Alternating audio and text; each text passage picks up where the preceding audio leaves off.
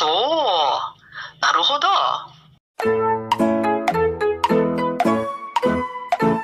Teman-teman pasti tahu dari tanggal 29 kan di Jepang mulai yang namanya Golden Week ya. Golden Week maksudnya liburan panjang ya. Liburan panjang orang seneng jadi selama seminggu tuh kayak emas gitu, jam emas. Maka disebut Golden Week ya. Nah, Golden Week itu ya seperti kita liburan lebaran gitu lah kira-kira ya. Orang Jepang banyak bepergian kan jalan-jalan, berarti itu pasti akan terjadi kerumunan. Nah, untuk menghindari itu, buru-buru nih pemerintahan Jepang nih Perdana Menteri mengumumkan mulai tanggal 25. Jadi 25 kan berarti sebelum Golden Week itu ya. PSBB. Ya, ini saya pikir ini agak mirip gitu ya, atau mirip banget ya dengan Lebaran ya kan pemerintah kita juga sudah mengeluarkan himbauan larangan ya, tidak boleh mudik karena kalau mudik tuh pasti terjadi kerumunan dan setelah itu pasti angkanya akan melonjak gitu ya. Demikian. Baik. Kalau begitu saya buka dulu acara ini. Selamat siang Ibu-ibu semua. Konnichiwa. Apa kabar? Konnichiwa. Baik. Semoga sehat selalu ya semua. Amin. Ya, kami kembali dengan acara Aso Naruhodo Channel. Kita akan menampilkan hal-hal menarik lainnya tentang Jepang. Dan tamu kita juga kali ini juga berbeda dengan sebelumnya. Untuk tidak lama-lama kita kenalkan dulu ya tamu-tamu kita siapa aja nih. Untuk kali ini kita akan memperkenalkan tamunya yang dari jauh dulu, yaitu dari Cilegon. Silakan Ibu. Terima kasih Bu Apin dan Ibu Susi. Nama saya Nita Marliana dari SMA 1 Cilegon, tinggal di Cilegon. Dekat sekali dari Jakarta. Ya, itu dia Ibu Nita Marliana. Kemudian kita akan ke Jawa Tengah aja dulu nih, dari Serang ke Jawa Tengah nih. Ada Ibu Sofi. Silakan Ibu Sofi memperkenalkan dirinya, nama sekolahnya. Ya. Terima kasih Bu Apin. Konnichiwa. Nama saya Sofi Agustini, aslinya Bandung. Tetapi saat ini mengajar bahasa Jepang di SMA Negeri 1 Purwareja Kelampok, Banjarnegara, Jawa Tengah. Terima kasih. Nah, sekarang agak menjauh sedikit, kita ke lain pulau nih. Kita ke Pulau Bali sekarang. Ada dua tamu kita dari Pulau Bali. Silakan mungkin Ibu Eli yang tidak jauh dari Jawa. Silakan Ibu Eli memperkenalkan dirinya. Nama saya Eli Roati, guru bahasa Jepang SMK Negeri 2 Negara Bali. Terima kasih. Baik Ibu Eli. Nah terakhir Ibu Galuh. Silakan Ibu Galuh memperkenalkan dirinya Bu Galuh. Terima kasih Sensei, selamat siang Apin Sensei. Salam kenal untuk Susi Sensei. Terima kasih atas waktu dan kesempatannya saya bisa bergabung di sini. Perkenalkan, nama saya Ibu Gusti Agung Galuh Wisma Dewi. Saya mengajar di Institut Teknologi dan Kesehatan Bali dan Pasar. Arigatou gozaimasu. Terima kasih Sensei. Terima kasih Bu Galuh. Ya. Suaranya jelas. Ya, suaranya jelas sekali gitu ya. Oke, itulah 4 tamu kita kali ini yang akan tampil ngobrol sama-sama. Dan kegiatan ini juga tentunya dengan narasumber yang sudah tidak asing lagi, yaitu dengan Ibu Susi Ong. Mungkin dari Ibu Susi Ong mau sampaikan halo? Iya, halo. Selamat siang. Ibu-ibu sekalian, rekan-rekan sekalian, saya mengajar di Universitas Indonesia, mengajar tentang sejarah dan masyarakat Jepang. Senang sekali hari ini berkesempatan untuk bertemu meskipun via Zoom ya, dan kita saling sharing informasi ya tentang ya mungkin hal-hal yang menarik gitu ya, jangan terlalu serius ya, hal yang menarik tentang Jepang. Yoroshiku onegai shimasu. Hai, terima kasih Bu Susi. Ya demikian ya yang akan tampil hari ini ngobrol bersama. Kita sekarang ini udah setahun lebih ya. Harus harus work from home dan kita harus jaga jarak dan lain sebagainya terkait dengan pandemi corona yang kelihatannya masih terus berlangsung saat ini, masih belum berakhir ya. Dan corona ini juga sebetulnya kan bukan hanya Indonesia gitu, dari seluruh dunia gitu. Jadi ya semua orang mengalami prokes ya, maksudnya di negaranya masing-masing ada lockdown segala macam. Ya tidak terkecuali kita juga, Indonesia juga, Jepang juga gitu loh. Nah seiring dengan adanya pandemi ini gitu ya, fenomena-fenomena sosial juga terjadi hal-hal yang baru baik di Indonesia maupun di Jepang ya, yang biasanya kita nggak pernah pakai, kalau di Indonesia kita nggak pernah pakai masker gitu ya, kecuali pada waktu pandemi kita pakai masker. Padahal di Jepang sih hampir setiap orang punya masker gitu loh. Pandemi ini mengubah kayaknya cara hidup kita semua, baik di Indonesia maupun di luar negeri, termasuk di Jepang gitu ya. Termasuk juga fenomena ini juga membuat orang-orang semakin kreatif gitu, membuat kosakata baru gitu loh. Di Indonesia juga ada bahasa-bahasa Indonesia yang kosakata bahasa Indonesia yang baru ya. Nah di Jepang pun terjadi hal yang sama gitu. Terkait dengan fenomena ini, pandemi COVID, banyak istilah-istilah atau kosakata baru yang muncul terkait dengan COVID atau corona ini gitu loh.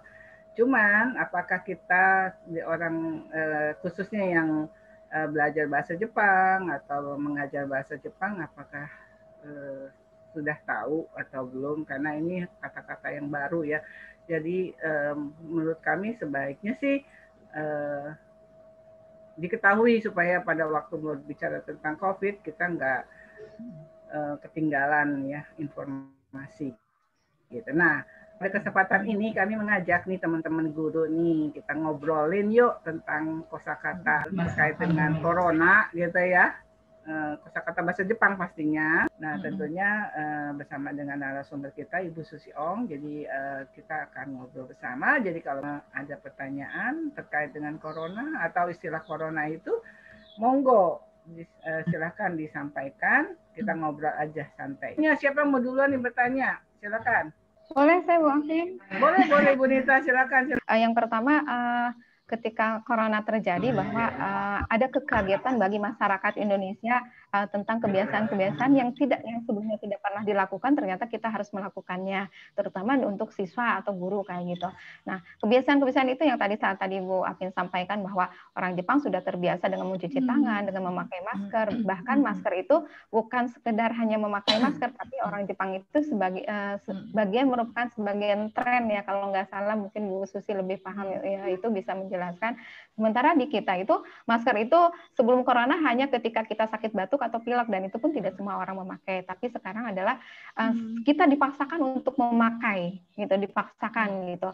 Yang tadinya kita tidak terbiasa, akhirnya kita diharuskan dan menjadi biasa dan keharusan gitu. Nah, hal-hal yang tidak pernah ada di ini dan kekagetan, apalagi berkaitan dengan pelajaran bahasa Jepang, pasti banyak pertanyaan anak-anak dari SMA gitu ya, yang saya mengajar gitu.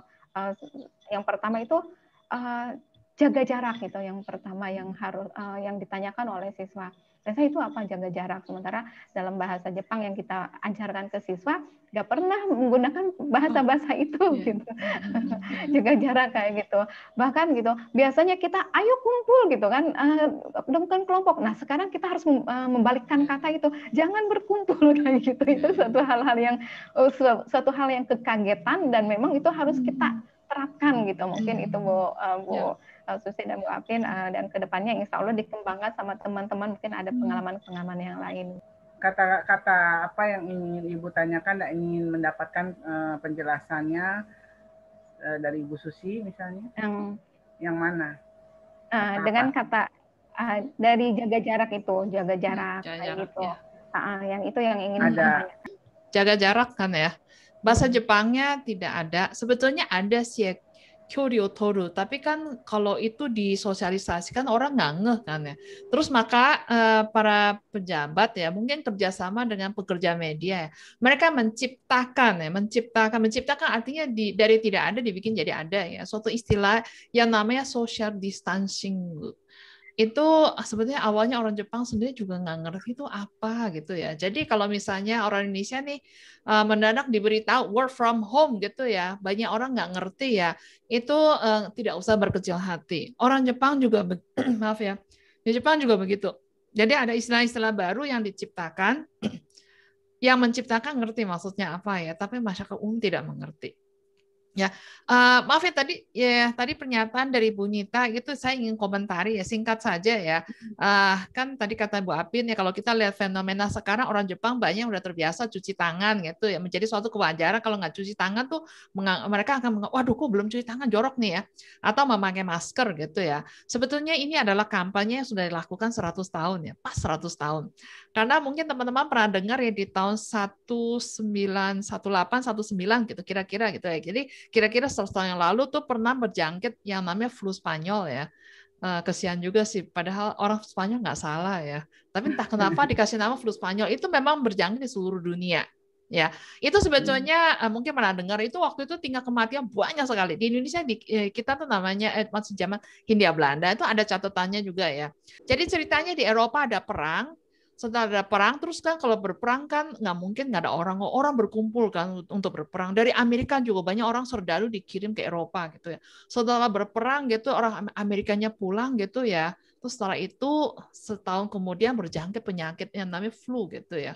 Yang kemudian entah kenapa diberi nama flu Spanyol. Itu yang meninggal banyak sekali. Nah, momentum ini dimanfaatkan oleh pemerintahan Jepang ya untuk kampanye cuci tangan, pakai masker.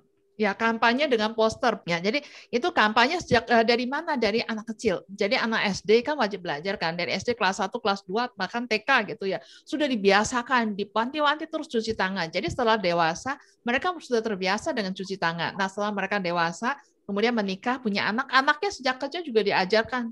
Demikian seterusnya sampai sekarang mungkin udah generasi ketiga atau keempat. Ya, sedangkan kita, saya kira kampanye fokus kita kampanye itu mungkin baru sekarang ya, setelah tahun lalu kan berjangkit COVID gitu ya. Kita baru mulai kampanye, ayo cuci tangan, kemudian pakai masker gitu kan. Jadi belum terbiasa. Artinya orang Jepang tuh sekarang sudah terbiasa karena sudah dibiasakan. Orang Indonesia belum terbiasa karena belum dibiasakan. Jadi jangan berkecil hati. Kalau kita continue gitu, konsisten kampanye mengajarkan kepada anak-anak, kemudian kita sebagai orang dewasa, kita memberikan keteladanan. Contoh gitu, saya pakai masker loh. Nah, lama-lama anak-anak kecil, anak muda juga saya kira akan menjadi terbiasa untuk pakai masker. Ya. Nah, kemudian setiap kali kalau misalnya terjadi misalnya suatu fenomena baru ya, ini kan fenomena baru kan, virus kan ya, virus COVID ya. Virus COVID itu bisa menular lewat udara. Jadi kalau misalnya orang yang kena COVID-19, kemudian mereka berbicara, terus dari mulut mereka mungkin ada virus gitu yang keluar. Nah, orang yang jaraknya kurang dari 2 meter dari orang ini dan tidak pakai masker, kemungkinan akan tertular.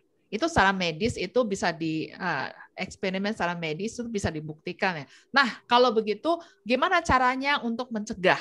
Jangan sampai tertular. Caranya adalah dengan menggunakan masker. Ya. Kemudian meskipun pakai masker, tapi kan ada kemungkinan juga tidak 100% aman gitu ya. Jadi supaya aman, katanya sih kalau menurut eksperimen itu harus jaga jarak 2 meter, mungkin 2 meter ya.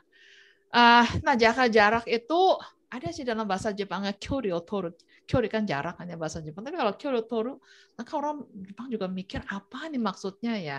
Nah, biar keren, maka orang Jepang itu pekerja media itu menciptakan istilah social distancing. Itu sonomama gitu ya bahasa Jepang, bahasa Inggris ya, social distancing itu dijepangkan, ditulis dengan katakana jadi social distancing. Nah, ini adalah suatu istilah yang baru muncul di Jepang tahun lalu, tapi sekarang sudah menjadi bahasa kosakata yang digunakan dalam kehidupan sehari-hari. Ya, jadi social distancing, ya mungkin sekarang orang udah pada ngerti gitu ya. Jadi banyak sekali istilah yang dulu tidak ada, setelah ada COVID, kemudian diciptakan istilah baru, kemudian sekarang jadi ada. Ya, berarti jaga jarak itu sama juga dengan Indonesia, yaitu social distancing. Kadang-kadang kita menggunakan bahasa Inggris social distancing, tapi kita lebih banyak sih menggunakan jaga jarak ya. Bahasa Indonesia ya, menjaga jarak 3M gitu kan. Awalnya kan 3M, memakai masker, menjaga jarak, mencuci tangan gitu ya. Ibu Nita semoga bermanfaat ya. Jadi kalau nanti ditanya dengan orang murid bahasa Jepangnya apa, bahasa Jepang sih kalau terkait dengan COVID jaga jarak itu lebih menggunakan social distancing gitu ya Bu Susi ya. Menggunakan istilah social distancing. Bahasa Jepang bahasa Inggris dijepangkan.